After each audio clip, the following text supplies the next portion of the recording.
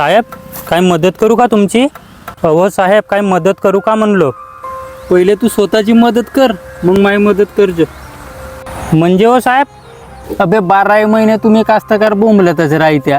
पाणी जास्त झाला तसाही बोंबलत्या, पाणी कमी पडला तसाही बोंबलत्या, आणि पीक नाही झाला तर झाडाला फाशी घेत्या. तुमच्याच्यानं दुसरा जमतेच का बे? साहेब तुम्ही का करत्याजी? मी व्यापारी आहे, कशाचा हो साहेब? कपडाचा. साहेब तुम्ही जे कपडे विकत्या त्याची किंमत कोण ठरवते? माझ्या मालाची किंमत कोण ठरवणार आहे? मीच ठरवतो. हो ना साहेब, पण आम्ही तयार केलेल्या मालाची किंमत आम्ही नाही ठरवू शकत. साहेब तुम्ही रात्रभर बिना कुलपाचं दुकान चालू ठेवू शकता का? नाही ना, पण आम्ही शेतकरी निसर्गाच्या भरोश्यावर लाखो रुपयाचे माल जमिनीत पेरतो.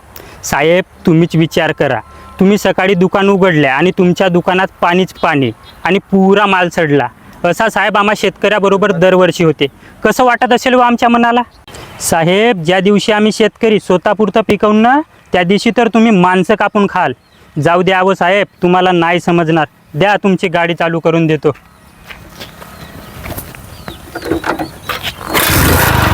तुम्हाला कशी काय चालू झाली हो? काही नाही हो साहेब, या गाडीच्या दिमागामध्ये थोडा कचरा अटकला होता, तोच साफ केला.